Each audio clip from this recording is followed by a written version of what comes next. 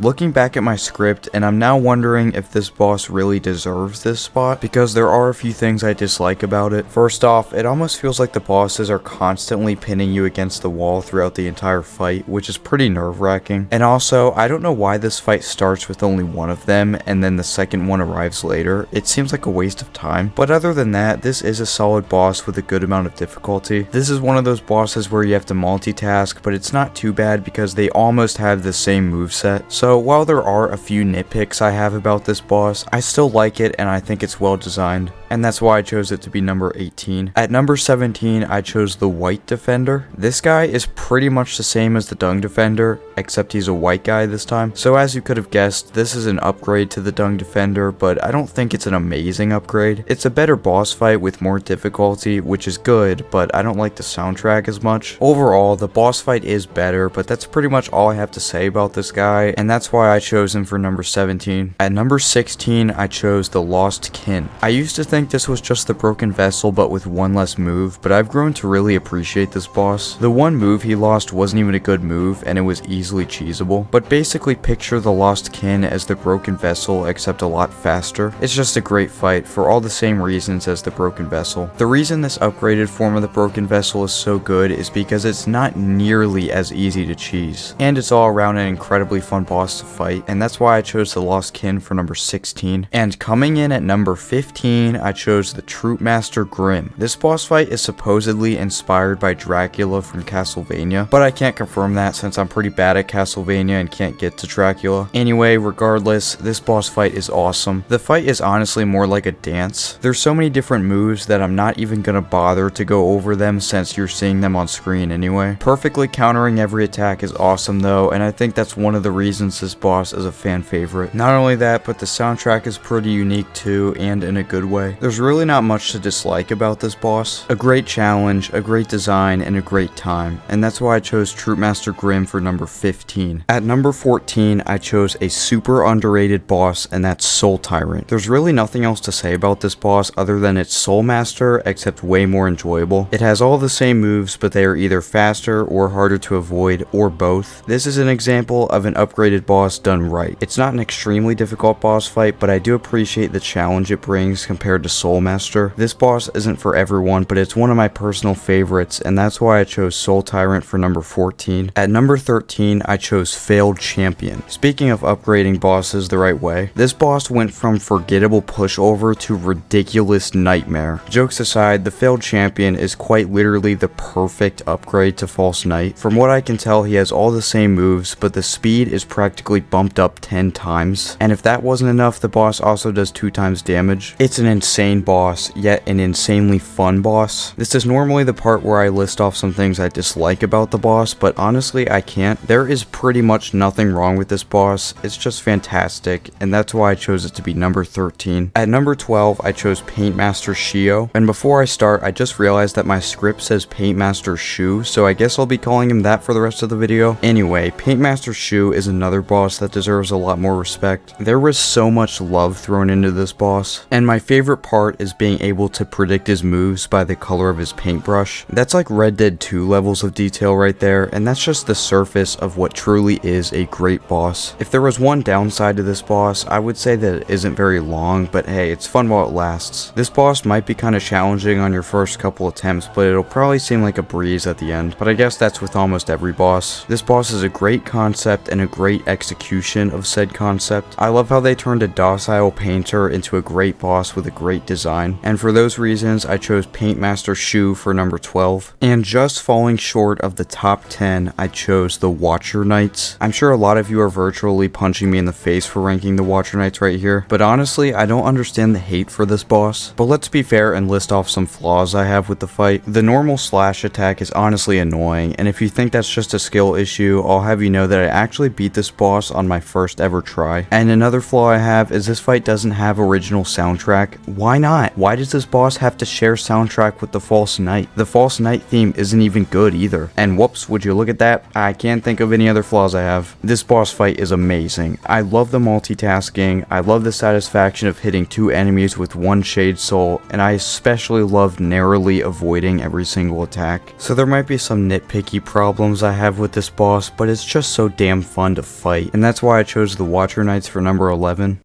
With 10 bosses remaining, we have officially entered the top 10 Hollow Knight bosses. In this final segment, every single boss discussed is amazing. They might not all be perfect, but they are the cream of the crop when it comes to bosses in this game. So without further ado, these are my top 10 best Hollow Knight bosses. At number 10, I chose Hornet Sentinel. Hornet Sentinel is simply Hornet Protector, except taken to an extreme and improved in every single way. But before I talk about how good this boss is, I do have one flaw with it. Why is it the same boss music as the last Hornet fight? Listen, I know a lot of the refights have the same music, but Hornet is a special character in this game, so I wish we got another original track. So with that being said, this boss is still incredible. Hornet's moveset is the same, apart from a new ability being added where she throws spikes around the arena, and this is such a great addition to the fight. You can destroy the spikes by slashing it with the nail, but you better be quick because it's pretty easy to get cornered. And in terms of the difficulty, this boss is almost as big of an upgrade as the failed champion is. Hornet Sentinel is honestly a pretty difficult boss, and that's a compliment. And if you've been with me for a while, you know that I struggled mightily with this boss. This was the first boss in the game that I legitimately got stuck on, but to be fair, that was mostly because I didn't know you were supposed to hit the spikes to get rid of them. Anyway, this boss fight is pretty much the perfect upgrade to Hornet, and that's why I chose it to be number 10. At number 9 on our list, I chose Nailsage Sly. Before I begin talking about this boss, I want to make clear that I think this boss could have swapped places with Hornet Sentinel. I can't really choose one to be better than the other, so I just flipped a coin and chose Nailsage Sly for number 9. So now that we've established that this boss is just as good as Hornet Sentinel, I originally hated this boss. When I first fought this guy, I thought he was extremely unfair. The fact that he's incredibly small, but his range is insane. But after some practice, I got the hang of it, and now I think this is a brilliant boss. Now I look at the small hitbox and wide range as a defining trait for this boss. It's honestly pretty cool. This boss is extremely fast, and the best strategy to use is to simply play it safe. This boss fight also has a second stage where he basically just spins around like a crazy person and swings his nail around. I used to think this stage was painfully unfair, but I learned from a guide that the best thing to do is to just wait in the middle of the arena and counterattack. Anyway, not only is this boss unique and interesting, but the gameplay is incredibly addicting, and that's why I chose Nailsage Sly for number 9. And coming in at number 8, I chose the hardest boss in the game, the Absolute Radiance. The Absolute Radiance is a very difficult boss to rank, but me personally, I'm a big fan. But let's list off some flaws I have with this fight. The biggest flaw I have is this boss is so hard, it can sometimes just feel like pure luck is required to win. The reason I say this is sometimes the attacks will spawn in the most unfair locations, and sometimes the background is so bright you can't even see the attacks. Another thing I don't like is the same complaint I had with Hornet Sentinel. This boss uses the same soundtrack as the normal Radiance. I just wish this boss had a new soundtrack considering it's the hardest boss in the game. And another flaw some people might have is the fact that not only is this the hardest boss in the game, but it's also one of the longest. This thing has like 6 different individual stages. It's kinda ridiculous. I don't really care that it's long, but I can see why some people would. So now that I've rambled about this boss not being perfect, let's talk about how fun this boss truly is. Because this is one of the funnest bosses in the entire game. Yes, it can be frustrating too, but nothing is more rewarding than beating this guy. Every single stage of this boss is fun, but I especially love the climb up stage and the final stage where the boss just spams homing missiles. So even though this boss is designed to be almost impossible, it's incredibly fun to fight, and that's why I chose the Absolute Radiance for number 8. And at number 7 on our list, I chose the Radiance. The reason I chose this Radiance over the Absolute Radiance is simply because the normal version of the fight has better balancing. In terms of difficulty, the normal Radiance is a lot easier than the Absolute form, but I think that's for the better. If I had to choose which version of the Radiance I personally liked the most, I would choose the Absolute Radiance because I just love the insane challenge. But I chose the normal form to be ranked just ahead because I feel it's a better overall boss when you look at it from a critical standpoint. Anyway, the Radiance is a phenomenal boss. There's not really a whole lot else to say. It's the boss you've been waiting your entire playthrough to go up against, and it does not disappoint. It's just a perfectly designed boss. I had a few problems with the Absolute Radiance, but I can't name a single flaw about this boss, and that's why I chose it for number 7. At number 6, I chose Grey Prince Zote. Some people really hate this boss. I am not one of those people. I do not understand the hate for this boss. Sure, his moveset is a little goofy, I'll give you that. But this is nothing short of one of the best bosses in the game. First, let's talk about the concept itself. So there's this character in the game called Bretta. You first encounter her when you save her in the fungal wastes. When Bretta meets Zote, she imagines him as an absolute Giga Chad. I mean, she isn't wrong though. Zote is the best character in the game, but that's another story. Anyway, after Bretta meets Zote, she creates a statue of him in in her basement. Kinda creepy if you ask me. When you dream nail the statue, you will be thrown into a dream realm and you will take on the Zote that Bretta imagines. This is an absolute incredible concept for a boss. Not only is the concept great, but the soundtrack for this fight is so good. One of the best tracks in the game, not just because it's a great track, but because it fits the setting so well. And as for the boss fight itself, I personally love it. This boss is unique, addicting, and pretty challenging. So when you combine those three things with an incredible concept, incredible design, and incredible soundtrack, you get what is one of the greatest bosses in the entire game. And for those reasons, I chose Grey Prince Zote for number 6. And coming in at number 5, I chose the Hollow Knight. Believe me when I say that I really wanted to rank this boss higher, but the bosses ahead of this guy are just unbeatable. Anyway, the Hollow Knight is nothing short of a masterpiece of a boss fight. Let's first talk about the most confusing part of this boss, the difficulty. This boss is not very difficult in most situations. The reason I say most situations is because it depends on the upgrades you have when you fight him. If you're doing a 112%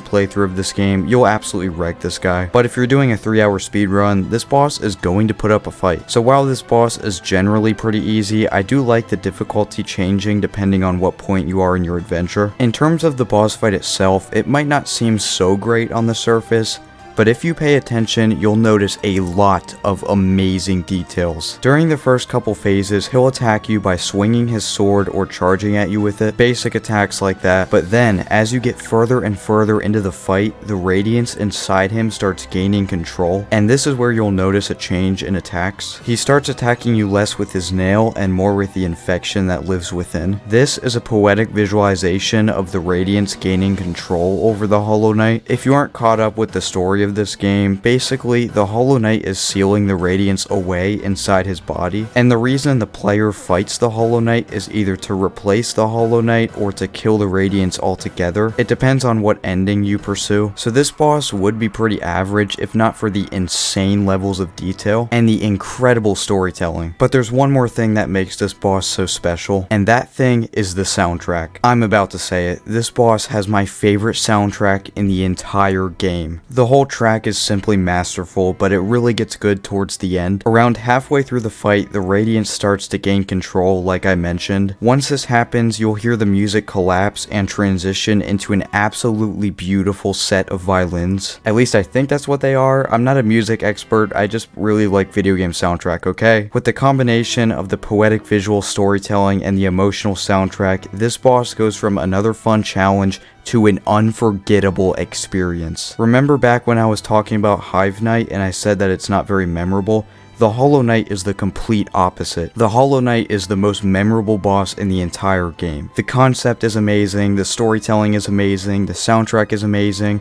Not only is this a phenomenal boss, but a phenomenal experience for the player. However, I believe there are still 4 other bosses that are better than the Hollow Knight, which is why I chose this boss for number 5. And coming in at number 4, I chose the Sisters of Battle. In my opinion, the Sisters of Battle is the funnest boss in all of Hollow Knight, which is why I love it so much. So now you might be asking, if the Sisters of Battle is the funnest boss, why isn't it at the number 1 spot? As amazing as this boss is, there are a couple strange design choices in this fight. For starters, the fight opens up with just one Mantis Lord attacking you. This is a similar problem I have with the Oro and Mato boss. I think having one Mantis Lord attack you is simply a waste of time. They could have had 2 Mantis Lords attack you at first and then have the other one come after you, but I think starting the fight off with one Mantis Lord is a misstep. And here's another problem I have with the fight. Once you defeat one of the 3 Mantises, the other 2 just don't work well together. It just feels kind of distorted for some reason. It feels kind of glitchy and almost like they're out of sync. They could have just defaulted back to the normal Mantis Lord's boss fight once one Mantis went down, but instead it's honestly kind of a mess. But with all that said, this is still an incredible boss fight simply because of how fun it is. Like I said, this is the funnest boss in the game, so even though I have a few design flaws, it doesn't ruin it for me. And that's why I chose the Sisters of Battle for number 4. At number 3 on our list, I chose Nightmare King Grimm. Remember everything I said about the Troupe Master Grimm? Well, Nightmare King Grimm is Troupe Master Grimm, but on steroids. Seriously, this boss is insane, but in the best way possible. One of the most intense boss fights I've ever had,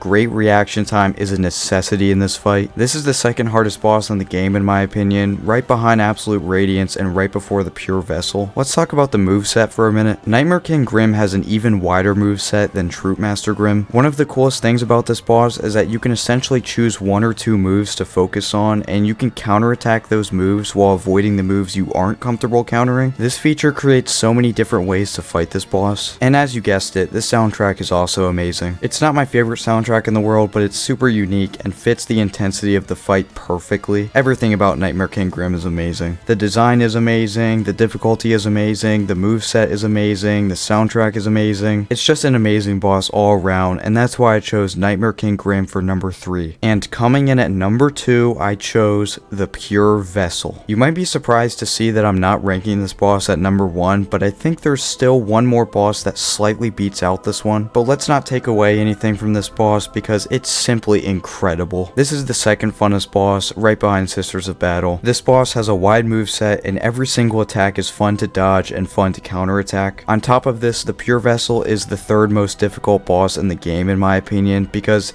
it's really fast and does 2 times damage just like the Nightmare King. Nothing I can say will ever do this boss justice, it's just that good. The only thing I'm not that big of a fan of is the soundtrack. Don't get me wrong, I like the Pure Vessel theme as a standalone track, but I expected a different kind of atmosphere for this fight. Instead, I got a soundtrack that almost sounds like a lullaby. I still like it, but I wish the theme was a little bit more in the style of an epic battle. But hey, I get it, the Pure Vessel is kind of like a dream boss after all. It still fits the boss, just not what I was expecting. But disregarding that, I love this boss, it's incredible, and it only barely missed out on the number 1 spot, because coming in at number 1, the best boss in all of Hollow Knight, I chose Zote the Mighty. You encounter this boss in the Colosseum and wow is it incredible. It's got an incredible design, incredible soundtrack, and it's insanely difficult. Okay, jokes aside, the real number 1 spot goes to the Mantis Lords. Now, I have a feeling that so many people are gonna hate me for calling the Mantis Lords the best boss in the entire game, and I don't blame you. This boss is fought pretty early on in the game, and it's super easy after you nail down the moves. However, I do think I have a very strong case for this boss, and I think it's the greatest boss in the entire game. First off, this boss made me love Hollow Knight as soon as I fought it for the first time. The Mantis Lords was the first step to me becoming addicted to this game. Even though I kept dying to this boss, it was so unbelievably fun that I kept trying anyway, and when I finally defeated it, it felt amazing. It was at that moment I realized that this game is special. But the biggest reason on why the Mantis Lords is the best boss is that it's the most perfect boss design out of any video game boss I've ever fought. Seriously, it's an incredibly simple boss, but the design is so perfect. When you first enter the boss, you have to fight this Mantis Lord while dodging its ninja-like attacks. Even the first phase is fantastic, but the second phase is where this boss goes from fantastic to absolutely perfect. When you defeat the first Mantis, the next 2 both come after you at the same time, meaning it's the same boss, but now you have to fight 2 Mantis Lords. Perfectly dodging and countering these guys is the greatest feeling ever. This boss legitimately makes you feel unstoppable at times. But now it's time for me to address the difficulty concerns. Yes, this boss is easy, but is that really a bad thing when the boss is still just as fun for veteran players? I'm serious, even though this boss is pretty easy, it literally never gets old.